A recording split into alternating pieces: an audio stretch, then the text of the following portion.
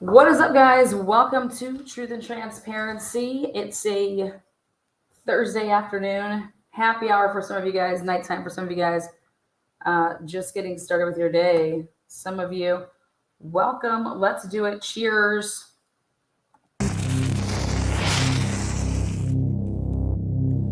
Hello and welcome to Truth and Transparency.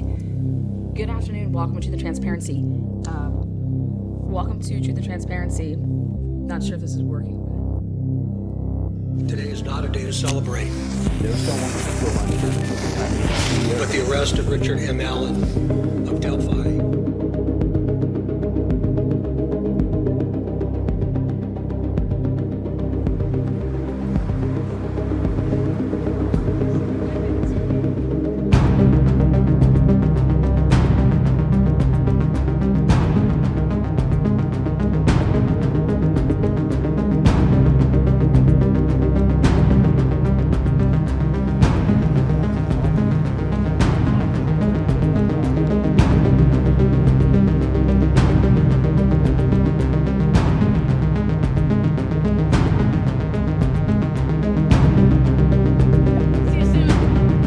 Take care, Miss Vargas.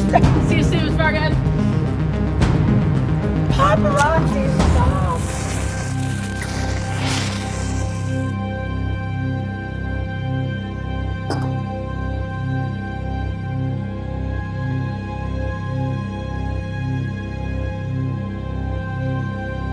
Let's do this.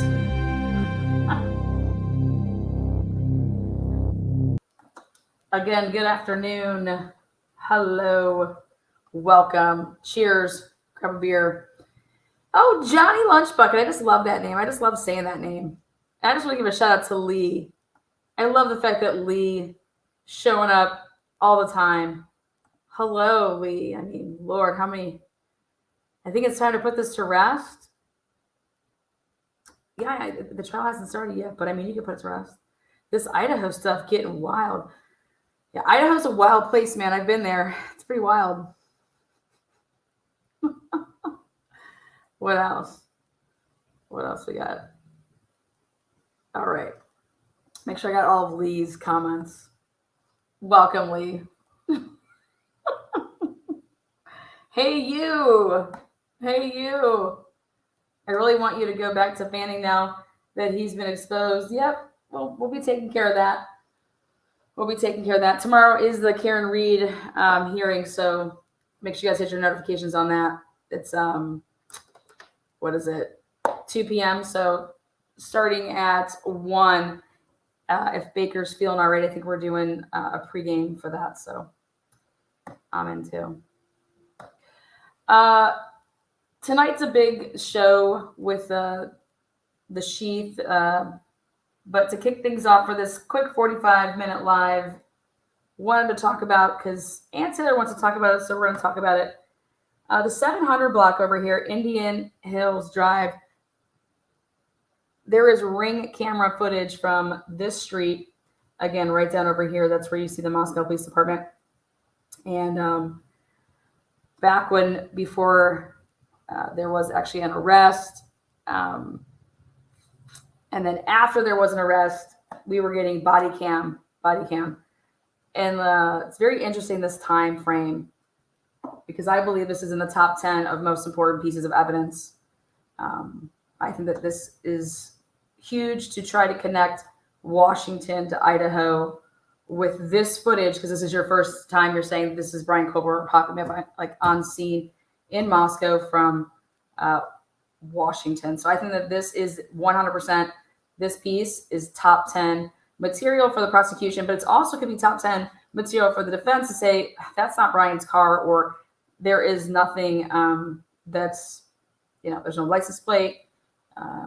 You can't even see it's like a dot. So when I was there, I went over to this area because I wanted to see what house I thought it was. So I want to zoom in here, take a look, walk. And I'm going to look at my video. So just so you guys can have some perspective here. Again, up over here, that's the 700 block. That's that new Moscow Police Department building. And right.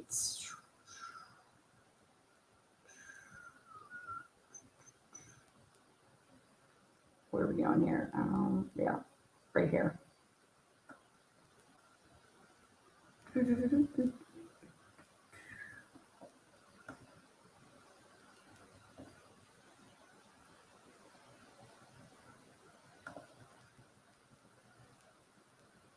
What's it look like now? We haven't been over here in a minute. Let's take a look. Oh, look what they did. Oh, guess what? You can't go down that street. Oh, that's why we have the old videos that we did. We can't go down that street. But back it out just a wee bit.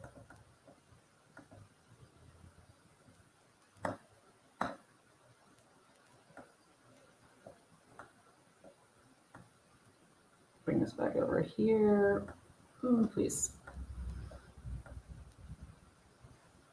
All right, so Ann Taylor was like, who in the world went and got this camera? How did you get this camera? That she asked Payne when he was on the stand, who went and got this camera?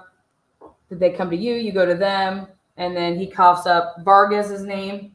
And Ann Taylor knew that because that's why Ann Taylor asked for her training records, no doubt about it. But this wasn't in the area of what they were asking for. So that's why she's curious where this came from. And I'm curious at how late in the game it came. So let's take a look. 700 block. Boom. I'll show you my video when we were there. But I wanted to go and go down this road. Because I want to point something out to you guys. See this house right here? See how it's kind of flat? So you could probably maybe see something. But see like a house like this where like if they had a ring, okay? It's sitting down. So like the level, it's not going to be level with the street.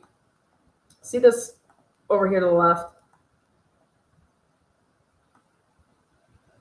This is really hilly around here. Very pretty. But all the driveways, for the most part, like they sit up. Especially when you get a little further. What could possibly be there that they have to zoom out or black out or whatever they want to call it?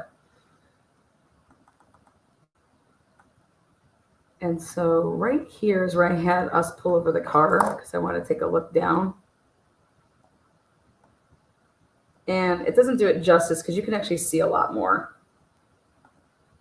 But like that house right there, there's no camera on that house. It's worth a damn. All right, and when you're over here on this side, again, I'm really curious on what camera caught this, right? 736. I mean, look at your door's way up there.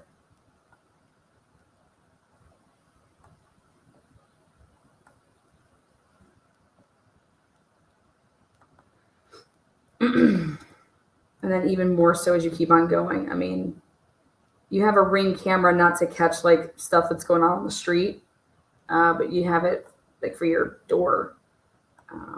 So I'm curious, again, we've done it before, to go through this street and to see, I mean, whose house it is there any relation to anybody, and is it even Brian Culver's vehicle? Or let's just say, is it suspect vehicle 1? Okay. So this is, in my opinion, top 10 because, again, first video that they're saying they have where they're placing Brian Culver from Washington into Idaho and on campus.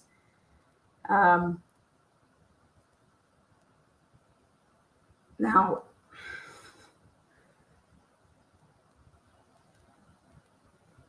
let me see here. Yes, you can.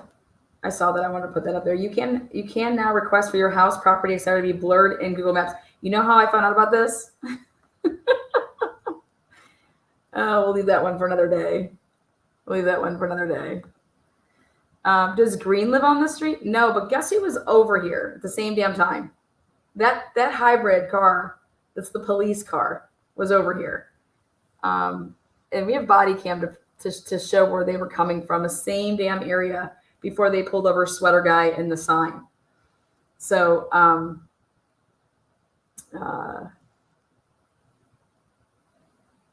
on, go a little bit further. Just a little bit more.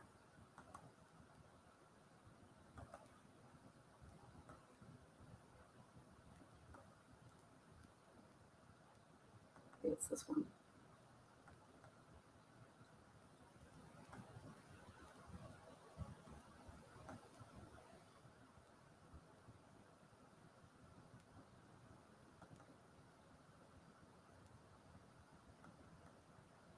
I mean, I just can't wait. I just literally cannot wait to see this footage. I want to see this angle. Right here. I think this is your best one on this side. Right there. 775. See that right there?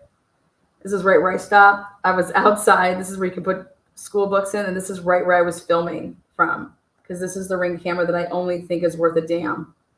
And that could have possibly got something, okay? Right there. 775. Not that much of a tilt. Just, I mean, it's nowhere, like it's, see that, that's deep. But I think that's your best if that house was to catch it, the 775 house. Anybody know who lives there? You guys know what that little house thing, the little hut sign thing is for? It's for like used books, for people to grab books. Did you guys know that? It's a true story. Jen, Pretty Wild Lana, I'm very proud of you and all your hard work. Well, I'm going to show you guys a video of all this hard work when I was in Idaho, because I was determined that this piece here, I've always said, I was like, wait, what the foo?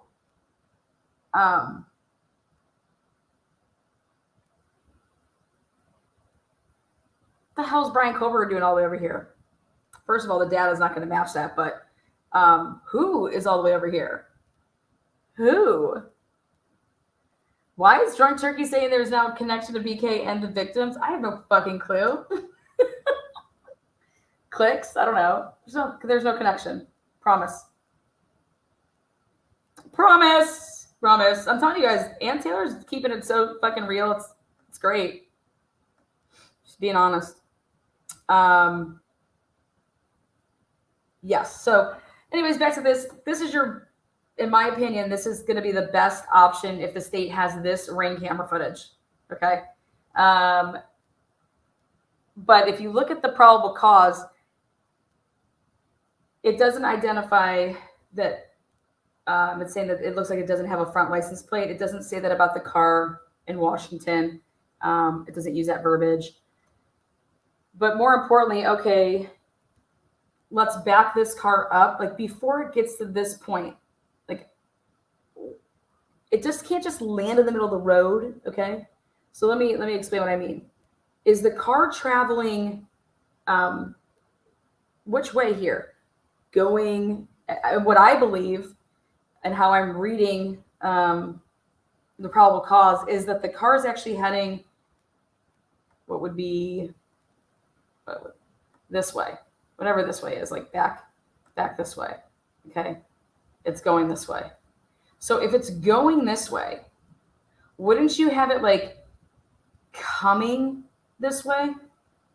Like or Brian went past the Moscow Police Department to come down on this road right here that goes down the police, like to the police station that way, into the Groves, and then comes up around here. So he only hits it once. But let's drive around the police department. Let's try to get on all these cameras. My point being is that your car just can't be in the middle of the road, and that's where it started. So you'd work backwards based on which way your car was driving. And my understanding is that it was coming from this way, so it was heading back Indian Hills Drive this way, and then it was going to catch Snyder. To me, that would look like it is coming from somebody that lived over there. Okay. And then once you got this footage, would we, once you got this, like once Vargas got this, whether she was going door to door knocking and asking, hey, I see that you have a ring here. Can I get your footage? Or if you don't have any, I still want that as well. So let's say that this person from 775 calls us up and says, hey, I think I have something at 2. I think that there's a car driving at, 2:30, whatever. Okay, we come on and we go get it. And we grab this. Wouldn't our next stop be to get all as many ring camera footages from right in this area all the way down this street and around the other way? Because we want to see where that car came from. Like we want to keep backing it up as far as we can.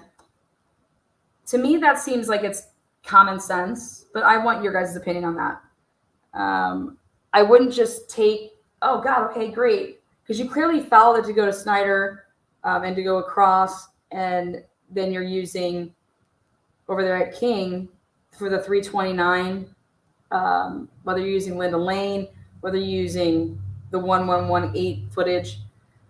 But I'm talking about before 326 when you see it here. And especially if the car is heading, I don't know which way that is, north.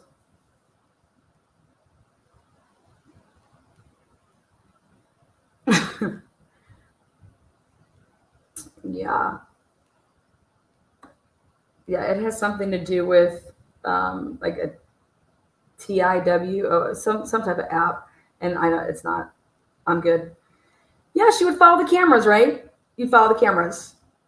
So you're going to sit here and tell me that you were able to find such a needle in a haystack to get like this car at 326 because did you back up from when you had it at the 1118 King Roadhouse? Did you then work your way backwards to get to this point, and then you couldn't go back any further, or did you not even attempt to do it? And what I've noticed in how Idaho State Police work and local law enforcement in Idaho work is they don't go and get shit. Okay? They don't go and get anything. And in fact, what I've noticed that Idaho does is they purposely don't go and get shit. So that something that could be exculpatory for somebody down the road, they don't go and get it. So it's like, oh, we don't have that, versus turning over to you exculpatory evidence. Like, we just didn't go get that video. Why? What are you doing? And Ann Taylor mentions that. She's like, did you guys go and get this? Did you guys go and get that? When she is questioning Officer Payne, Detective Payne on the stand. I mean, it's so bad. He has no fucking clue what's going on. And people want to say, oh, you want to talk about that? Because I think this trial is going to be eye-opening on so many levels. I think that a lot of cases could be called back in question based on the cast report. So I think this trial has a lot of implications for past and future cases. Also, let's not forget about the IGG complete fuckerage, which we're going to get into tonight with the Sheath. So,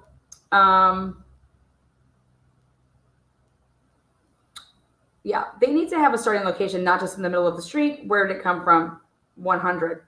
Because I want to think about, how do you explain this to like a jury?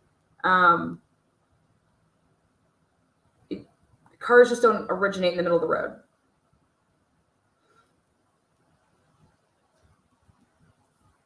And so I think it's going to be hard sell. I mean, for me to be on a jury and you're going to tell me that you don't have this car between 3:26 a.m. and backing it all the way up to 2:47 a.m. This car's nowhere. You're talking about 2 campuses, and you're talking about 120 law enforcement agents with the FBI, and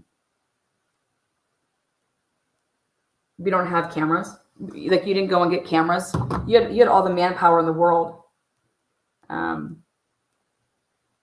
And I just want to know how similar this vehicle looks to the hybrid vehicle that those undercovers were in, because that's where they were, like literally at that same time. And I want to know what they did as far as like the Ring camera. The time should go off of, is it going off of your phone clock? I mean, it should be pretty accurate. But here, let's take a look at this. Again, this is what I believe. If they have any other Ring camera footage besides this house right here, good luck. That's your best. Like, this house should have caught it. If there's any house on this street that caught it, this house should have caught it. But I'm telling you, if it's coming from this way with that garage, or the way that it would have been blocked, like, does this one have it? See? No. But when you're driving, you got blockage going on. And depending on how fast this car was going, I can't wait to see it. But I think that's your best right there. And that would look like to me, think about it, that it's a car that's coming from one of these houses. Because if you're actually on the street that's underneath, then why wouldn't you just go right out you wouldn't come around the wraparound this way. That's what I did also when I was there. I wanted to see where the hell these streets led back here. Okay. And would you ever, if you were down, what's back there? And it's like, it would seem like it was coming from a house. You're going to go down a steep hill down to the left. But yeah, for the majority of these houses, the Rings, if they have cameras on them, I think they're in interesting spots. I don't think they're going to give you good footage. And remember, the police said that this was a 2011 to 2013. When I say the police, the FBI said that this was a 2011 to 2013 based off of this camera footage. So I don't know if they use this to determine that, if they use this Ring camera footage, if they use 1118, if they use Linda Lane. I mean, we looked at Linda Lane, you can't see shit. But again, 2011, 2013, I can't wait to see the date that happened on, because when did you switch it to that it could extend all the way to 2016? Is it after the name Brian Culver was known and said that he had a white Honda Elantra?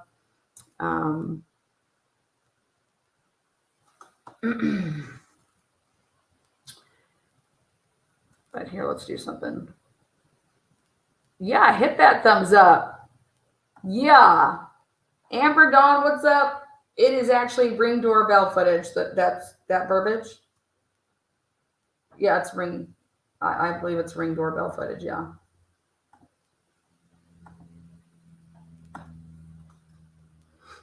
I don't think they referred to any of it in verbiage like that versus cameras, surveillance, or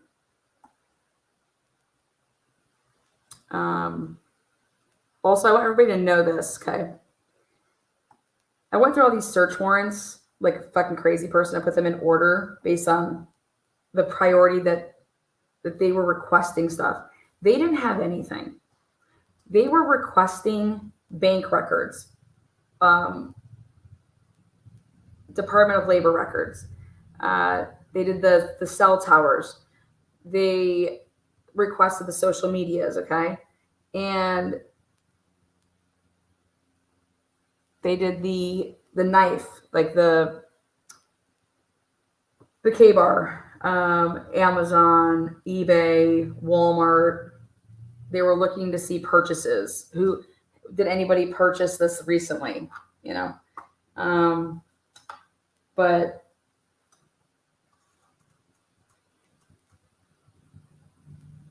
unless stuff is redacted and we didn't get some of those search warrants, they didn't execute any search warrants on like people's homes. I haven't seen any. They may have just not put those ones out there because they're just not going to. But remember, you have to have probable cause. You can't just go around like issuing, here, we're just coming in your house. So they had nothing.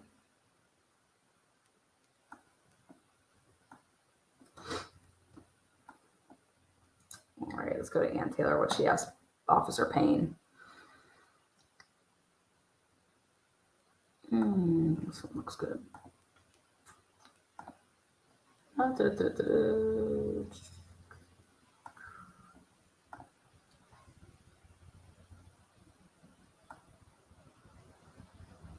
Let me remember what day what was that hearing on? I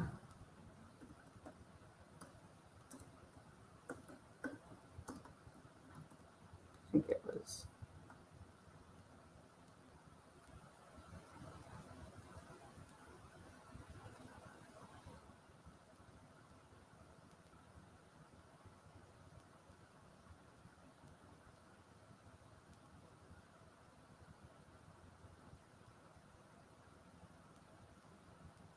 Oh, wait, that's not that. Not that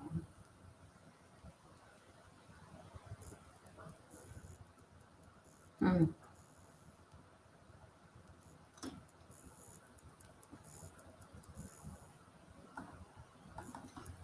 Maybe it was Payne.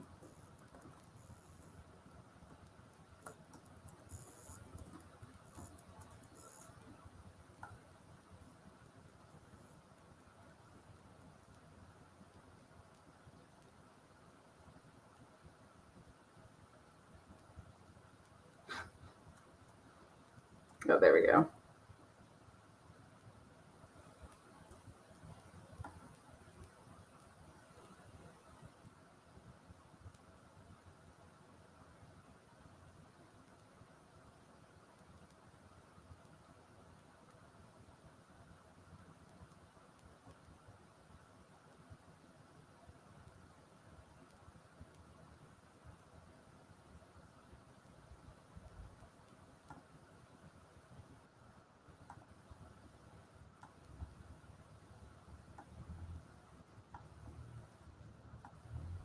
Oh God, that's horrible. Does anyone remember that date? And do you know if the financial detail of X law enforcement public records are available to request? Financial details? I don't think you can do that.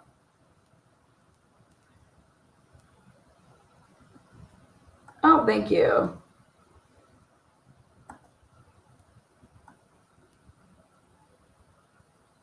What was the date of that of the last hearing that Payne testified in? Oh, fuck, I'll just do it this way.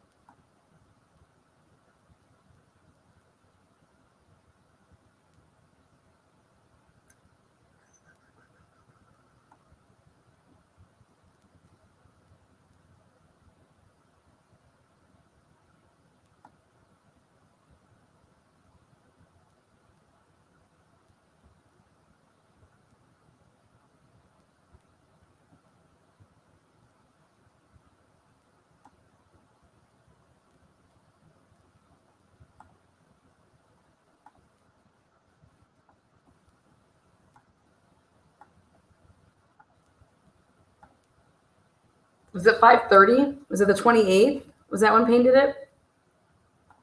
Okay.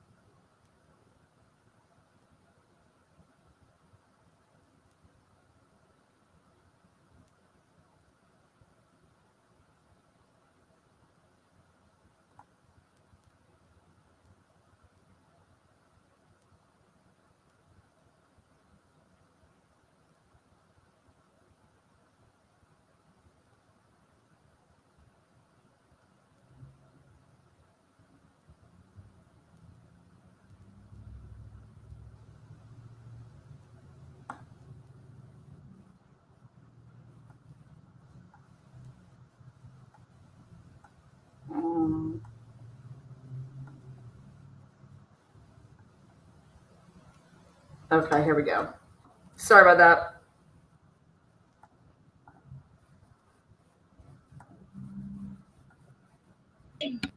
Yes, ma'am. Where's my Okay. perjury? I do. All right, thank you, sir. Please have a seat. And then when you're seated, please state your name and spell your last. Name is Brett Payne, last spell P-A-Y-E. All right, thank you, sir. Ms. Taylor. Thank Two you. Atlantas. Good morning. Morning. Will you tell us your occupation? I am currently employed by the Moscow Police Department as the detective corporal. What experience do you have prior to Moscow Police Department? I was served in the military for 6 years. 3 of those were as a commissioned officer in the military police corps. How long have you been with Moscow Police Department? 6 years. We're here to talk about the case of State of Idaho versus Brian Coburger. Have you worked on that case? Yes, ma'am. What is your role in that case? I was assigned as the case agent for Moscow PD for that investigation. Does case agent mean you're the person in charge? Yes, ma'am. If I called you the lead detective, would that be a term that means the same thing as person in charge and Yes. case agent? Yep. Okay, thank you. What were your general responsibilities as the lead detective in the case? So when I became case agent, I was assigned to work the command post that was established at the Moscow Police Department. All of my partners in Idaho State Police and the FBI, we managed the command post and directed the general direction of local investigation. Would that mean you would be a person to write warrants and affidavits in support of warrants? Yes, ma'am. Did you conduct or direct interviews? Yes, ma'am. And did you search for a suspect? Yes, ma'am. Were you the go-to person and the person in charge for evidence that would be brought into Moscow Police Department to support your case? No, ma'am, I was not. Okay, so listen to this. This is really important. So all of this is about evidence, okay? So if I was on Moscow Police Department or if I was part of the ISP or the FBI, you're going to have me go out and do whatever it is that you're instructing me to go do. Once I go and obtain that interview and it's recorded and I write a report, what do I do with it? Okay, or I go and I get camera footage or whatever it is that you have me go and do.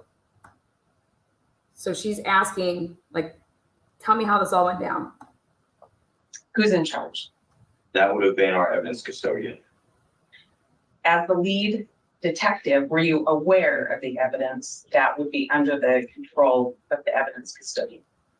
Not entirely. I was made aware of basically the most pertinent evidence that was coming in, but was not. Okay.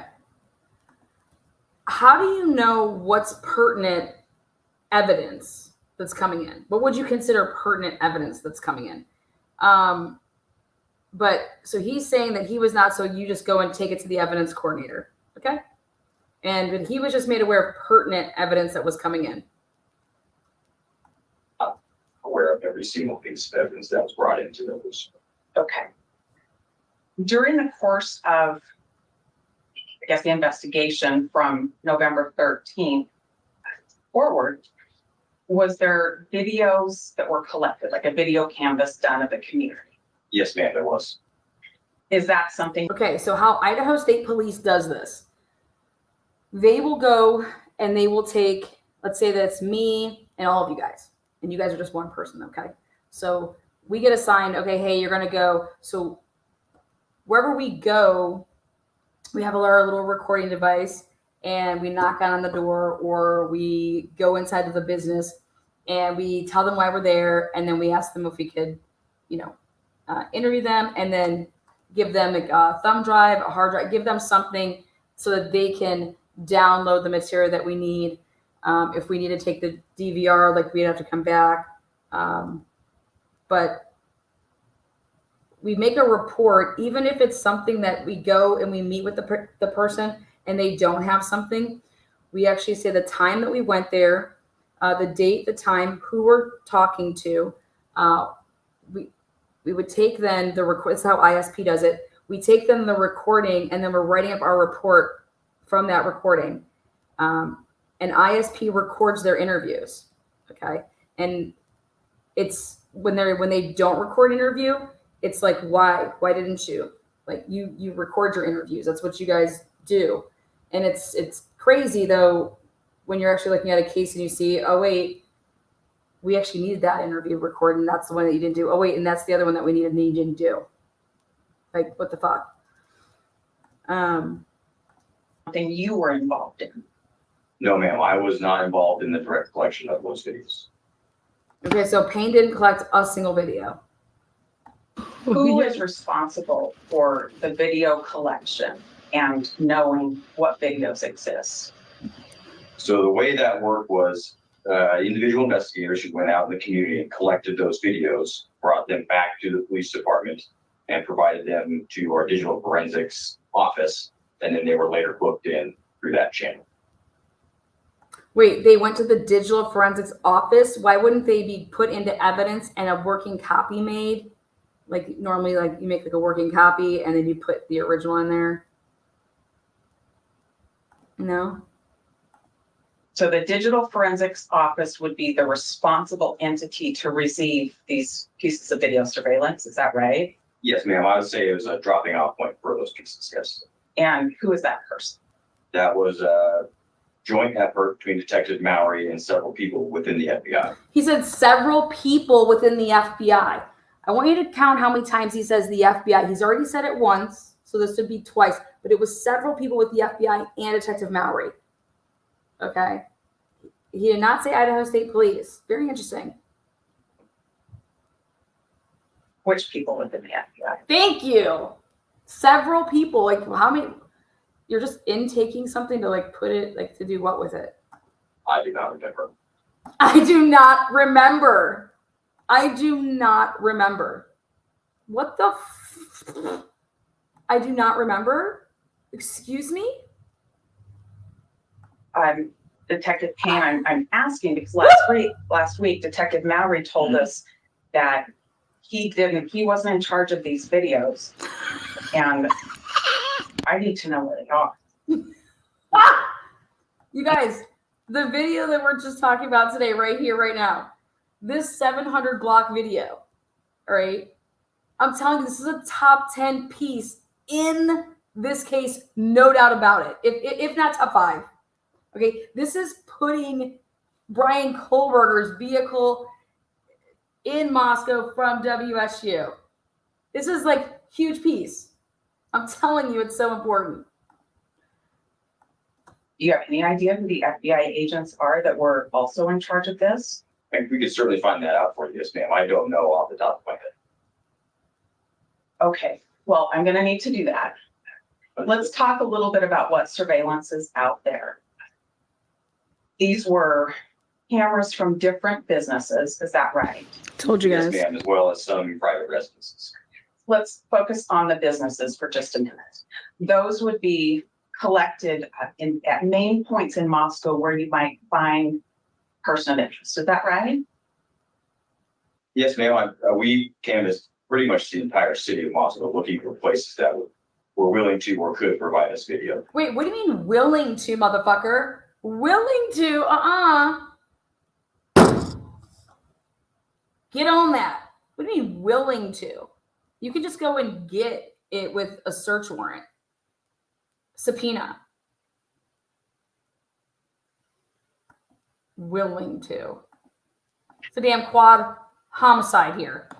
And was it also important to think about if somebody were to come into or leave Moscow, the kind of video cameras you might find on those areas? Certainly, that's good. And that would be the east-west road between Moscow and Pullman. Is that right?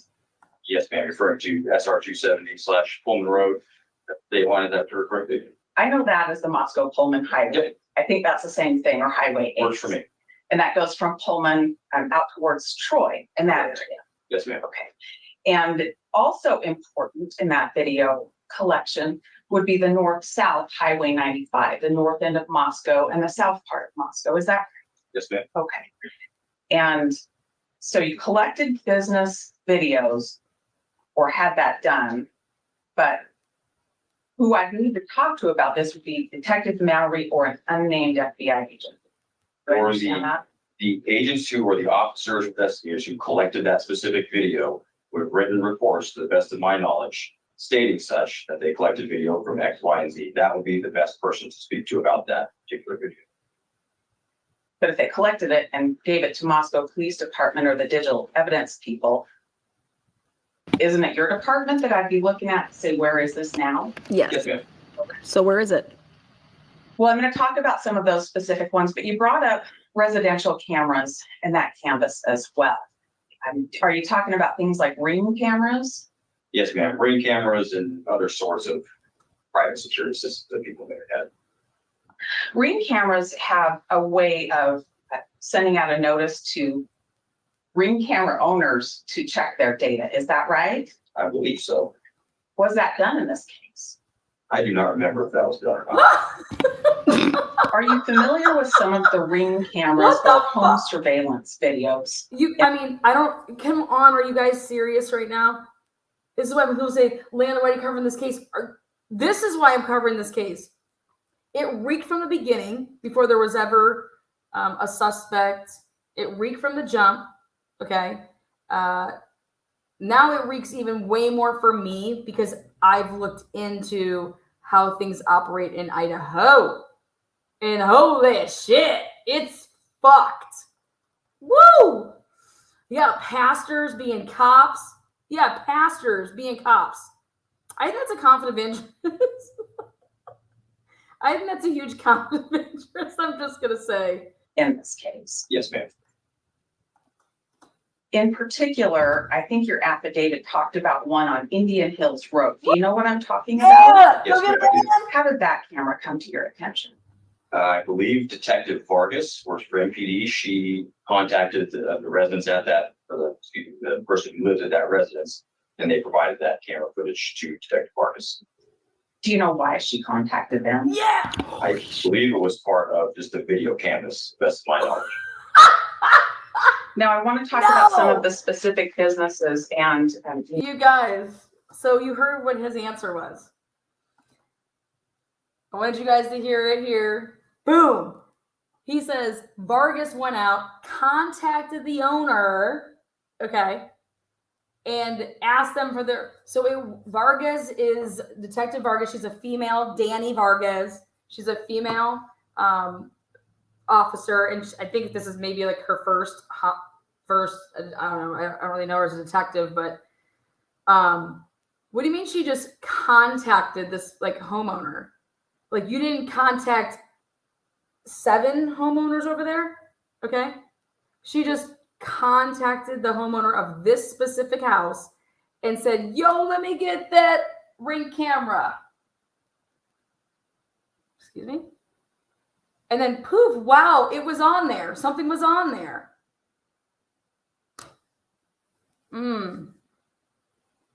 Woo!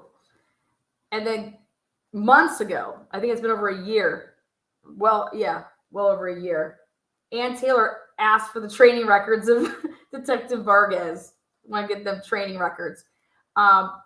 Because it would be, I'm telling you, I don't believe there's no other cameras on that street. But I don't believe that anybody went to try to get those cameras. Also, when you guys were doing this neighborhood canvassing, tell me that you guys went around that area and wrote down all the different cars that were there, the license plates that were there, and took, pictures of, up and around that area. If you have the manpower that you brought in, you could have 10 people on each street over there. Nothing should have been missed with the manpower that they had. But just so everybody's clear here, what Detective Payne just said is that, yeah, I believe that Vargas called up the homeowner and asked them for their Ring camera footage. And they turned it over and whoop, there it is. 326, we got it. We got a white car here. Wow. Fucking awesome, huh? But you mentioned that I'd be looking at a police report to tell me if it existed or not.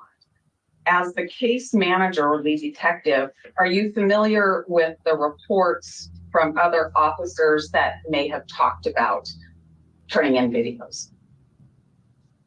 Some of them, certainly not all of them. How do you not? Your Honor, I'm going to ask that he be handed 2 defendants' exhibits. They are RR and SS. Yes, thank you. This is everything that we've been talking about here at Truth and Transparency. Welcome. welcome. Boom. Slapping your asses around. Get out of here. One of the videos I want to talk about comes from the Red Star Coffee Company. Do you know where that business is located? Yes, ma'am. Where is it? That's on Pullman Road and right next to the stinker station. So the Pullman Road that's also known as Moscow Pullman Road, that within the city of Moscow? Correct. Okay. And if you look at Exhibit RR, and if I can draw your attention I'm to going to use the Google map here in a second to show you guys what she's referring to.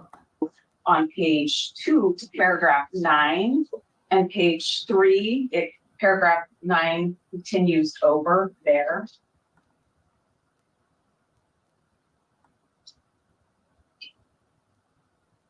Let's have some fun. And Taylor needs a shake. Come on, Taylor, toe tag him. Oh, did it just stop on its own, or is he still reading? Oh, he's still reading. Again, Officer Payne is on the stand, and he has grown himself a nice Idaho beard. Woo! Yeah, I have every hearing. Absolutely. Based on your review of that, am I correct in believing that the Red Star surveillance video was collected and given to Moscow Police Department? It reads that way, yes, ma'am. Where is it? Where is it? I do not know. Who do I ask where it is? That would be through the evidence custodian and MPD. That'd be my best direction. Who's on the for you. report? So I need to go to the evidence custodian and ask him to bring all of the videos out so I can watch them all to see if that one exists. Fucking love Yes, this. How do you not love Ann Taylor? So I should just go ask this guy and bring out all these videos and I'll just start watching them all? If you don't like Ann Taylor, something's wrong with you guys. You need to hear this case that she did back a couple years ago. I'm working on seeing if I can get the defendant in that case who was acquitted. I'm working on seeing if she will give me her transcripts. Working on it. It's all about police work. This investigation. I want to hear what he says here. Again, Officer Payne is on the stand, and he has grown himself a nice Idaho beard.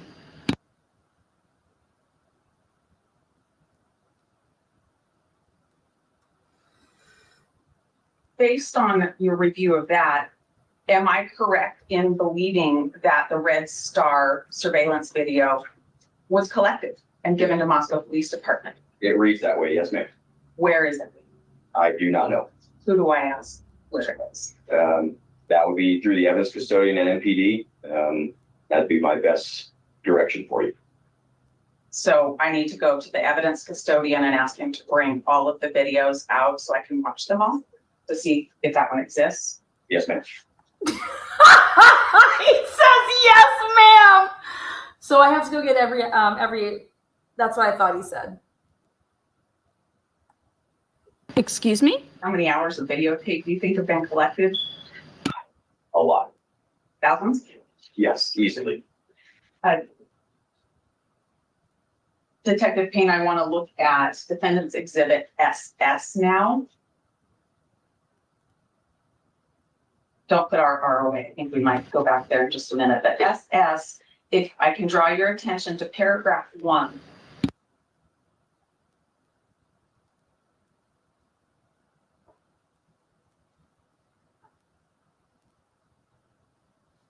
Come on, Payne.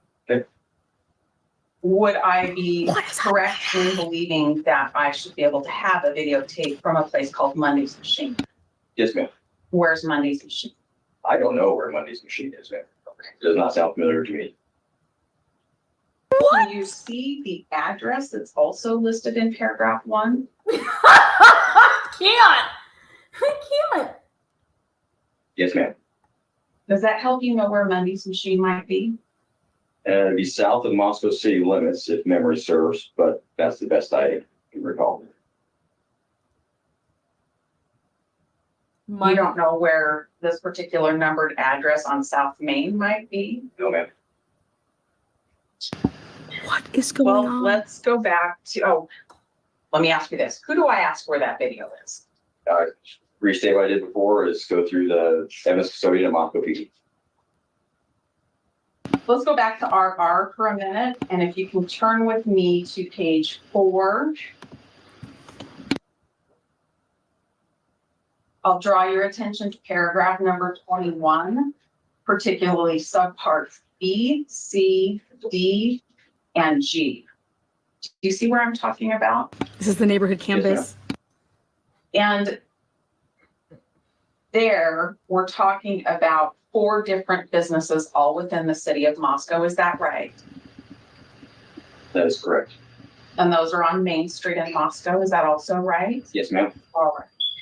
And if I read the first sentence in that paragraph, am I correct in believing that Moscow Police Department should be in possession of all of those videos? It reads that way. Yes, ma'am. Where are they? I would have to direct you to the video that have been turned into the evidence lab at Moscow PD.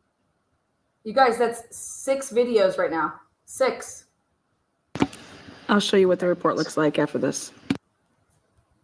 6 videos. 6. I want to talk a little bit. I'm going to move from videos now, and I want to talk a little bit about affidavits and search warrants that you wrote.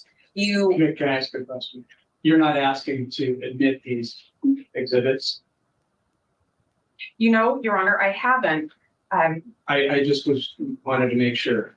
Yeah, I haven't. The court has those in a pre-filing to put the court and counsel on notice of things we talked So for 6 videos. about. I'm not going to ask that these be admitted this way. Detective Payne didn't write them, but he's familiar with the content. So I think I had your questions answered. Thank you. Let's talk about affidavits and search warrants for a minute. Did you author affidavits in this case? Yes, ma'am. And did you use affidavits you authored in support of search warrants to obtain? Okay, so hold on one second. Before we get to that, I want to show you guys now what she's talking about. So just think of Main Street. You guys know where Main Street is, right? 4 to 6 businesses. Well, 6 businesses total on Main Street. And why do you think she wants this? She wants to see this white vehicle. She's searching for that white vehicle. Guaranteed. They're tracing this back. Okay. If he doesn't know where it's at, that means it wasn't pertinent information. It wasn't a pertinent piece of the puzzle, right? How could video cameras that would be able to put together,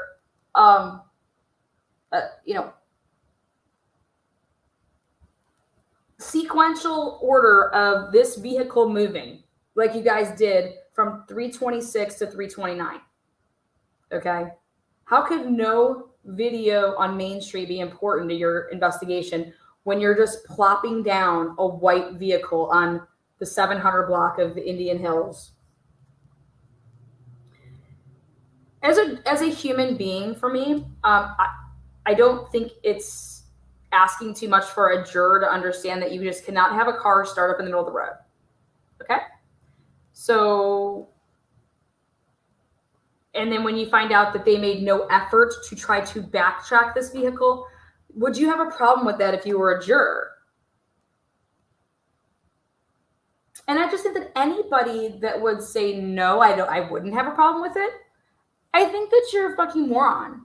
I have no problem saying it. I think that you should never be a juror. You should never be a juror. Because cars just don't start in the middle of the road. Okay? Have you ever started your car in the middle of the road?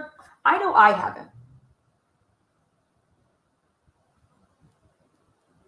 And then what would piss me off is to know that there was no effort to try to follow this car. Like, we're talking before 326. Okay? So much so that you have no idea where these videos even are. If you have no idea where these videos even are, you cannot sit here and tell me that you looked through them to try to locate this car. Unbelievable. Obtain information Okay, so that you wanted to take a look at. Yes, ma'am. And did you author the affidavit? I'm just curious right now. I believe that they don't want to give away those cameras because I personally believe you're going to see this little hybrid white car driving her all over the place, okay, that features 2 Moscow Police Department officers in that vehicle. That could totally pass for a 2011, 2013 Hyundai Elantra, the way that they're going about marking vehicles. And then, oh, you mean, okay, we'll go 2016 now, 2011, 2016. That vehicle would totally pass for that. The way that I feel like this has been done. Yeah, it could be that. I mean, it could be this, it could be that, it could be this, it could be that. So I know I have body cam footage that shows these officers driving, and it shows them literally on Main Street at the time that Ann Taylor is wanting, because they go and pull over the guy that's walking with the sign. And before the guy was walking, like before he even starts, so you have to think about, because I was tracking their movements, what they were doing with that hybrid all night. Do you guys know that out of all the body cams that I got on the night of the murder, or going into the night of the murder, all the body cams I got, like every single body cam I got on the night going, like the 12th going to the 13th, there is not one single video that I obtained due to any phone call that was made, or they call it in themselves, of where a marked police vehicle was involved in the stop. What were the marked police vehicles? I have body cam that shows that they were out there that night from my drunken one when the guy and the girl were walking on Taylor. But so not one body cam out of all the calls that went in that night, none of them feature a marked police vehicle. Not one. Like no 911 emergency call that took place, or anybody calling anything in or doing anything, featured a marked vehicle. So I have no idea what these cops were doing that night, because Rosie and Jacob Tisdale were doing everything. So I have no idea what the other ones were doing. David, that was used for the arrest warrant for Brian Koberger. Yes, ma'am. What did you rely on when you wrote these affidavits? What did you rely Be on? more specific. Yes, let's focus on the affidavit for the AT&T records. There were 2 search warrants on December 23rd, 2022. Are you with me? Yes, ma'am. Okay, so let's talk about those search warrants and the affidavit. First, the affidavit. What did you rely on in the affidavit you wrote for the first AT&T search warrant on December 23rd, 2022? Here we go. It was a conglomerate of interviews, data received from cell phones, my observations of some surveillance footage that was taking place, various other things. Go down the line if you could be more specific. My observation of some surveillance cameras. Excuse me? Various other things. Go down the line if you could be more specific on specific parts. I'd be happy to tell you what. Are you with me? Yes, ma'am. Okay, so let's talk about those search warrants and the affidavit. First, the affidavit. What did you rely on in the affidavit you wrote for the first AT&T search warrant on December 23rd, 2022? Here we go. It was a conglomerate of Conglomerate. Okay. Conglomerate. Who the fuck uses that word nowadays for this? Conglomerate. Okay. interviews, data received. Interviews. Interviews was used to get the AT&T. Interviews. From cell phones, my observations of some surveillance footage that was taking place. My observation of some surveillance video that was taken. What the?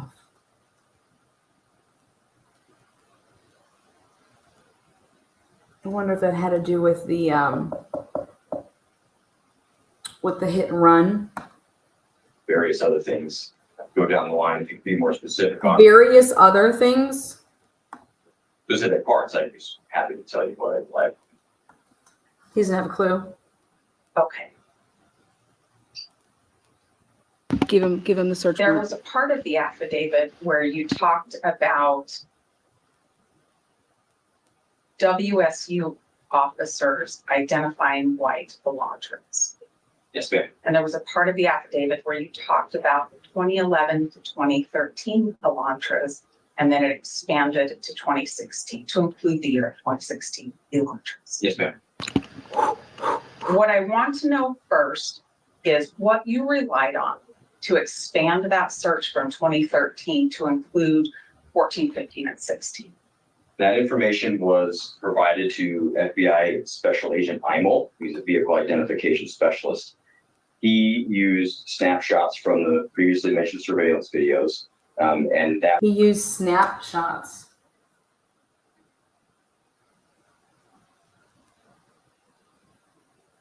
was his determination on the types of vehicles we should be looking for, rather the year. Types of vehicles, or rather the year? Types. He kind of slipped up there. Types of vehicles. You hear that? Types of vehicles. And then he says, oh, rather the years. Interesting. Range we should look for. It would be in his report, we'd be more specific, but that was what I based the affidavit off of, that portion of it. Always.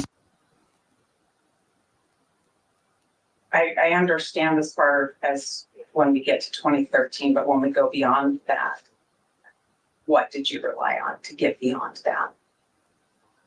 It would have been his input as an expert in vehicle identification. That's what. Okay. Ooh, I wonder if Anne's basically saying, no, you didn't. Hold on 1 second right there. Oopsies. Search from 2013 to include 14, 15, and 16. That information was provided to FBI Special Agent Imel, who's a vehicle identification specialist. He used snapshots from the previously mentioned surveillance videos, and that was his determination on the types of vehicles we should be looking for, rather the year range we should look for. It would be in his report, we'd be more specific, but that was what I based the affidavit off of, that portion of it. Always. Okay, so she's basically saying, okay, I understand that, but you extended the years to 2016. I understand as far as when we get to 2013, but when we go beyond that, what did you rely on to get beyond that? It would have been his input as an expert in vehicle identification. That's what. Okay. Part of your affidavit talks about WSU officers finding white Elantras. And I believe there was an officer that you had some communication with. Do you recall the date you had that communication? Holy shit. See how she just moved off of that? He just totally lied. I do not recall the date. Did you have some messaging system exchange with this officer to talk about that? Yes, ma'am. Is that the only means of communication you had with this officer? No, ma'am. I believe I spoke to him on the telephone as well. When you spoke to him on the telephone, how did that relate to the date of the messaging? It would have likely been, if memory serves, it would likely been that same day. Okay. Does December 20th, 2022 sound familiar to Holy shit! December 20th, 2022. You guys, it got called in on November 29th, 2022. Okay. And so his phone call with this guy, December 20th, 2022. to you? Yes, ma'am. And so this conversation with this officer from Washington, it related backwards to when he noticed an Elantra. Is that right? Yes, ma'am. But when he noticed it, you didn't know about that yet. Is that also correct? That is correct. Okay, so you don't know about him or talk to him until December 20th, 2022, correct? Yes. That's correct.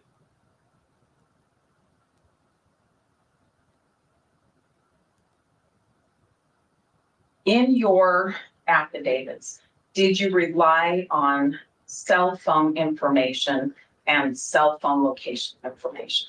Yes, ma'am. Did You guys do know that doesn't make any sense, right?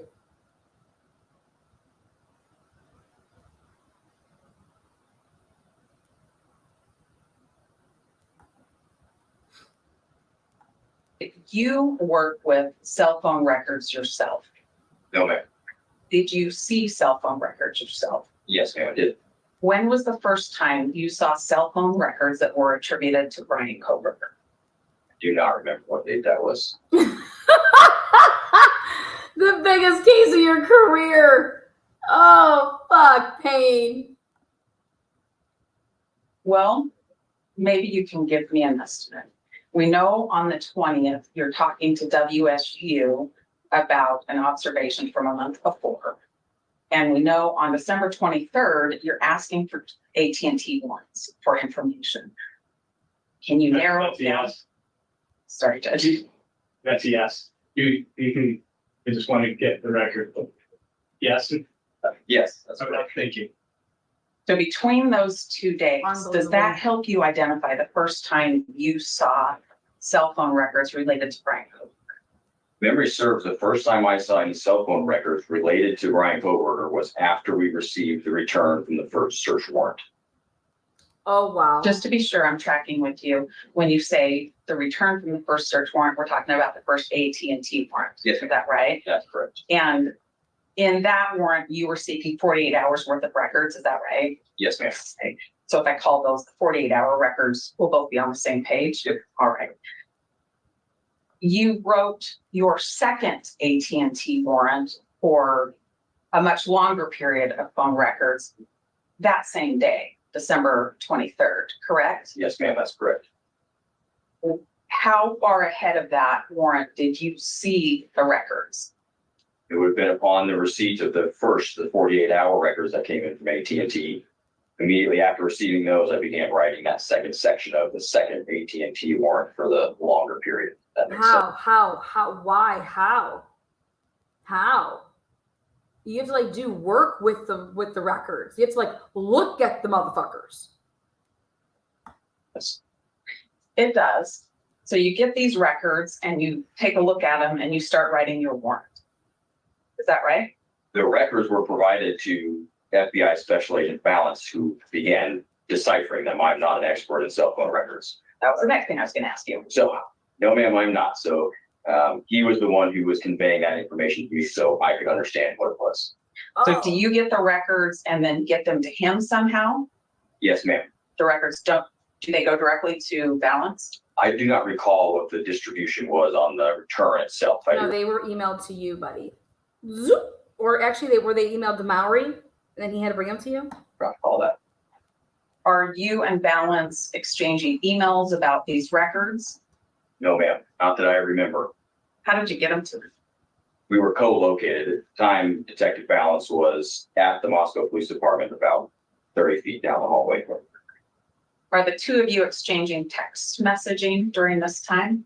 I do not remember if you texted during that time. I may have a record that would refresh your memory.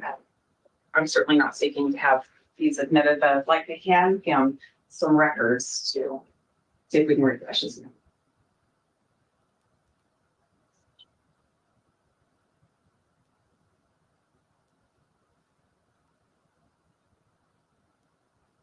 Co-located, they were because the FBI was working out of the Moscow Police Department office. So he's basically saying that Do you recognize what's been placed same in front of you?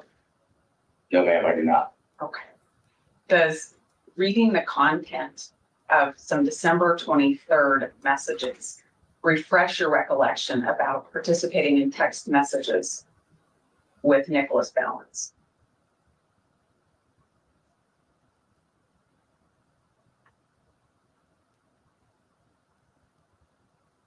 It really does not, ma'am. will you look at, there's 3 separate stapled documents. Will you move that one and go to the next one? He doesn't know his own text messages. Still on December 23rd. Yeah. Love this. This is amazing. What a joke. God damn it, Ann. In fact, you vaguely remember that Okay. exchange, the one at the top of this second. Oh, Is that the one that starts with you identifying yourself? I hope that No, man, it starts with the message says, group text for this weekend, Maria, Nick, Ed, Brett, and Darren. You look at that third one. Oh, what's the third one?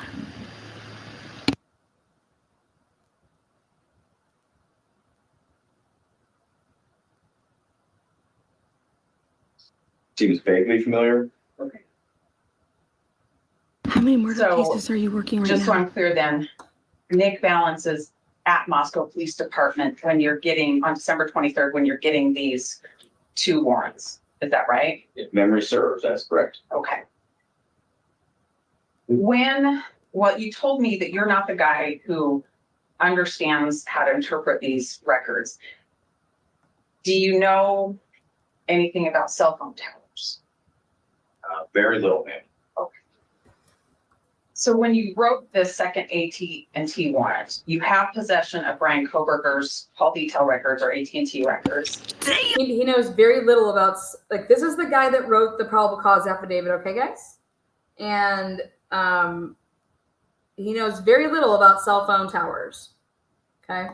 But you don't know what they mean, so you're relying on somebody else. Yes, ma'am.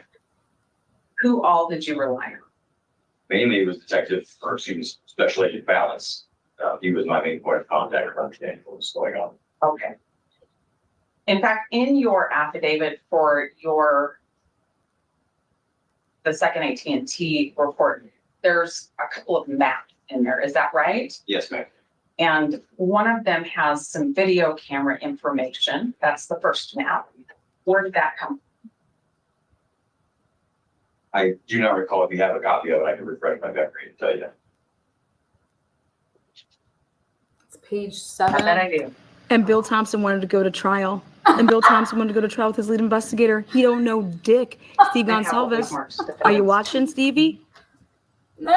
Stevie, I'd sue the fuck out of these people. How do you not know your case inside and out as a Sue lead him, investigator? Steve. This is Sue him. embarrassing and this is sick. This has nothing to do about Brian Kober. This has to do about a case, sir. And you don't know anything. This is like the biggest case of your career. Are you referring to there's 2 maps, the WSU focused map you're referring to? It's completely washed out on this copy. You can see where it is. It's hard to see, isn't it? What I want to know is what you relied on to get that first one that talks about WSU and the cameras on WSU. Where'd you get that? Yes, ma'am. So Special Agent Rob Hilley with the FBI was also co-located with us. He was tasked with analyzing that video from WSU and the surrounding area. So it was a How did you get conversation between he and I, pointing out areas of locations where the car was likely seen on surveillance footage. That's what I relied upon Likely to seen. create that map. So you didn't How did see you get it? So you created that map. How did you create it? Through PowerPoint, I believe, ma'am. Memory serves. You saved your work on that. Yes, ma'am. Let's go to the next map. That one would appear to be a trail or a path from south of Moscow back towards Lewiston or back towards Payne. Is that right? Yes, ma'am. Where did you get that now? Same thing. It was just created using open source satellite imagery, and I think it was PowerPoint. Did you create that? Yes, ma'am. Where did you get the information to draw that trail? So that was used from the cell phone records referred to me by Special Agent Balance on his interpretation of possible places where someone could have driven between the location that starts there and then back to Poland. So you did this on some open source mapping, not anything from Nick Balance creating a visual for you. No, ma'am. I did view a draft report from Special Agent Balance to help me conceptualize this, but it did not look like this map. Where's What? that draft report? It is, best of my knowledge, it's already been provided to the prosecutor's office through the FBI channels. Is this the lengthy past draft report or is it a different draft report? Well, it would have to be the draft cash report. That's the only cash report I'm aware of from Special Agent Balance. Now they're just making up all this other crazy So on crap. December 23rd, are you saying you looked at this past draft report to make that map that went into your affidavit to get the second set of records? Yes, ma'am. No. The one that was given to us in July of last year? I don't know when you got it. How many versions of that cast draft report have you seen? I've only seen that one, ma'am. That's the only one I'm aware of. All right. And from the FBI, we have Agent Balance and Agent Hilly at Moscow Police Department with you. Yes, Yes, ma'am. and all of this work is done with verbal communication, is that right? The majority of it, yes, ma'am. And Nick Balance's cast draft report. Correct. And I think Special Agent Imel's vehicle identification. Yes, ma'am. What? Verbal? So there's no paper trail. Let's talk about what you were seeking to get in this. Well, let me ask this before I leave the second search warrant. Is there anything else you relied on to obtain that second search warrant to compose your affidavit? Like I said earlier, we relied on cell phone records from surviving roommates as well as the victims. We relied on interviews with the two surviving roommates that were present at the time. We relied on the surveillance footage, cell phone data. I'd have to go paragraph by paragraph, but that's what jumps to mind. Of those things, are you relying on? He said one sentence. He wrote 19 fucking pages. Remember when I was breaking that down for you guys back a couple of nights ago, and I said, you guys, think about this probable cause. All of this stuff is not needed in here to arrest Brian Kober. Why are they putting it in here? To bias the fuck out of the whole community. That's why. I think that's bullshit. Other people's work to put that all together. Yes, ma'am. Okay. Now I'm ready to talk about the things that same day as the first one. And was there anything else from AT&T that you saw or relied on to get the second one off the ground? No, ma'am. Okay. And in the first AT&T search warrant, are you aware that part of the request was for timing advance reports? Timing Yes, ma'am. advance reports. And in fact, that also appears in your second search warrant request, right? Yes, ma'am. All right. And not only do you ask for the timing advance reports from AT&T, you asked for them from several other companies, correct? Verizon's version of it, T-Mobile's version of this kind of timing advance report. Is that right? Yes, ma'am. All right. When was the first time you saw AT&T's timing advance report? I do not recall when I first saw it. Where is it? To the best of my knowledge, all of that information from those returns has been provided to the prosecutor's office. If I tell you I don't have a timing advance report or any from the other phone companies, where do I look for them? I would direct you back to the prosecutor's office. Everything that Moscow PD received, in that realm, we have turned over to my knowledge. But you know you've seen this report, is that right? I do not recall if I've seen the timing advance reports. I'd have to see what it even looked like to know if I'd seen it. Do you know what it is? Not particularly. I'm no expert. Okay. You wrote the search warrant though, right? Yes, ma'am. Well, how did you get the language for that if you don't know what this is? So there's no secret that I rely heavily on people who are very highly educated in these topic areas to write this search warrant. So that language was likely conveyed to me through people who know much more than myself about cell phone data. Who are those people? Like I said, FBI Agent Balance and Detective Mowry were probably my two main points of contact helping me with that language. Detective Mowry, he did not just say that. Oh, fuck yes, you did. You just busted. You just blew it. They're toast. We heard Mallory testify last week. He doesn't know and didn't do any of this. He said he wasn't involved until afterwards. During the course of your investigation and work on Mallory case wasn't that involved until April became of the case that we're 2023. here for now, for the, Did you communicate with Agent Balance by email? Yes, ma'am. And did you communicate with other FBI agents by email? Yes, ma'am. And did that relate to the investigation of the scene and later the investigation of Brian Koberger? Certainly, yes, ma'am. Were those communications that assisted you in preparing affidavits and search warrants to carry out your duties in the case? I do not recall. But you recall the emails themselves. I recall sending emails to FBI agents, yes, but And- specifics, though. And receiving them? Yes, ma'am. Where are those emails now? All emails that Moscow PD is aware of have been turned over to the prosecutor's office. Your Honor, if I can have just a minute. Sure. Now he's throwing Payne's throwing Bill underneath the bus right here. He's saying that we've given them everything. So here, this will be very, very interesting. Thank you. I don't have any other questions for now, but I think you have a couple of exhibits on that front end. If you don't need them for us, maybe I'll take them back. Well, hold on. Do you have any questions? Yes, I'll. Yes. Okay. They don't stand a prayer. They don't stand a prayer getting a conviction against Brian Koberger. They don't stand a prayer. This is their lead investigator. He doesn't even know what was going on in his own case. This is unbelievable. unbelievable. This is Idaho, though. We were looking for fireworks. We were looking for like a showdown. We were looking for like, yeah, I did all this stuff. I know exactly what I did. This is the guy, blah, blah, blah. This is the work I did. What we just saw here in the past Denny's? Yes, thank you. 20 minutes is just, he just folded his cards. Good work. To your knowledge, have all the evidence in Moscow Police Department's possession been turned over to the state for us to discover? Yes, ma'am. Have you facilitated the defense visiting MPD to review the physical evidence in this case? Yes, ma'am. Approximately how many times have you done that? I had to guess, I'd say 6.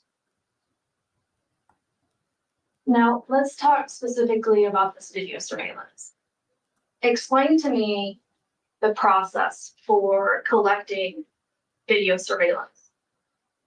So in this investigation, the way that played out was we directed the investigators to go into the community and collect any available surveillance footage there was.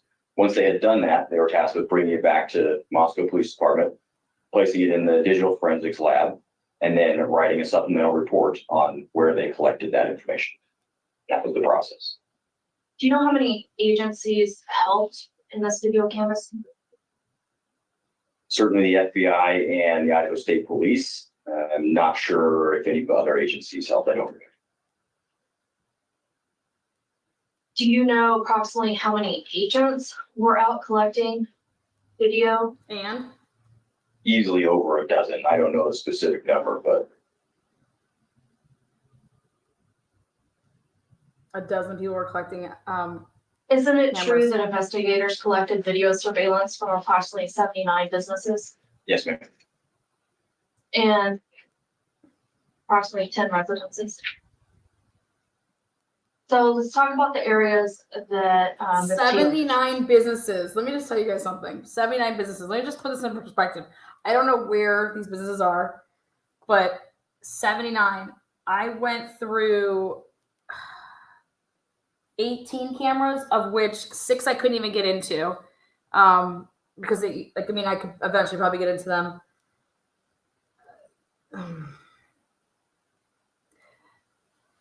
I was working in like a 1 to 2 mile radius to do literally, but like it's just like this little area, probably 1/4 of a mile, because I was using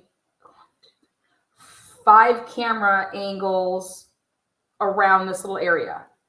And matching up the different cars and following them to where like they went, if they turned, if they stayed, blah, blah, blah.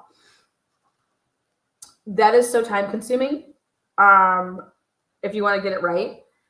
And so to think that they're going to do 2 campuses across across state lines, and that this was all done in what would seem to me record so fast speed in dealing with all of those cameras.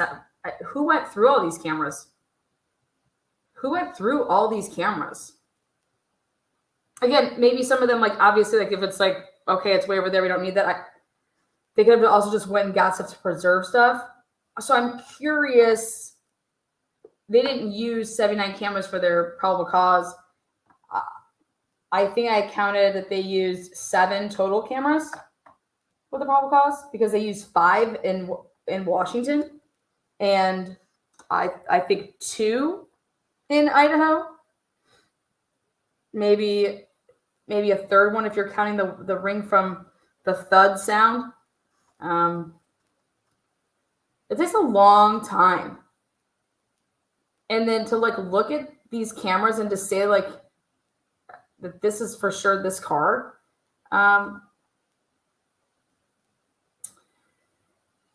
It's hard. That's not easy. It's very time consuming. But I couldn't imagine trying to do this you can't do this with a ton of people because you'd all have to be doing it also at the same time when you're like trying to watch stuff and pass videos off and cars off. I did it. I did it with like 4 people. Like you can't just, if you did that by yourself, that would take forever, but you can't also do it with like a ton of people. How are you going to, oh, here I just marked down each car and what time they passed. What? That's it? Yep. All right, thanks. No. I don't know. I would like to know their method on how they did this surveillance cameras with this shit. Because we're talking about, a lot of area, and they just poof have a car showing up at the 700 block. Indian. That's why I think it's such an important piece. But join me tonight. I'm going to stop right there. Join me tonight for the breakdown on the Sheath. I put out a pre-recorded video this morning. You guys can go check it out. It's like 12 minutes long. That video will be used in the live tonight. And we're going to break down, is the Sheath enough? Also, is the Sheath going to even be admissible? I'm going to present arguments for both sides if you're the prosecution, but then also if you're the defense. And then you guys, we're all going to talk about, like, as far as from a juror standpoint, what weight are you giving the Sheath? If it's even admissible, if it's in, and yeah. So again, I dropped that video this morning, so you guys can go check it out beforehand. It's like 12 minutes. Gives you guys some reminders of what was put out there. So pin the tail, baby. How not to be. I can't imagine that you don't know this case inside and out. This is the biggest case in the country. This is the biggest case that this detective will ever work on in his career, and he doesn't know dick. So hey, again, I have no idea if Brian Culver is innocent, if he's guilty. I'm simply not happy with everything that I'm seeing. And they didn't do things right. They didn't do things by the book. And I believe that they fabricated evidence to get a search warrant. And that was not even just a search warrant. That was the arrest of Brian Culver. I believe they fabricated material. I believe that they left purposely out chunks of data. And they, in a sense, if they think Brian Culver is guilty, they tried to railroad him with FBI cast that was inaccurate. And if the FBI signed off on that, I think that they should be fucked. And trust me, if they would do it in this case, how many other cases would they do this in? And so I don't think that's right. I think that when you're good at your job, I'm telling you, when you're good at what you do, you can get him. If he's the guy, you can get him. You don't need to do all that bullshit. You don't need to fuck people's rights. You don't need to cheat. You don't need to lie, make shit up. You don't need to do all that. If you're good at your job, I believe that you can do it. And if not, there's a door, get the fuck out. Okay? That's how I feel. I think that police officers should get paid more. I think that teachers get paid more. And I think that lawyers should get paid less. Have a good day. See you later. See you tonight. Is the sheath enough? Because that's all they got. That's all they got. So, all right, guys. Thank you so much. And thanks to DMC buying people those memberships. Look out. Everybody that got involved with that. Thank you, Shelby. Love you. All right, guys. See you later. Eastern Standard. Thank you, moderators. Love you guys. Mods for the win. Trulies for the win.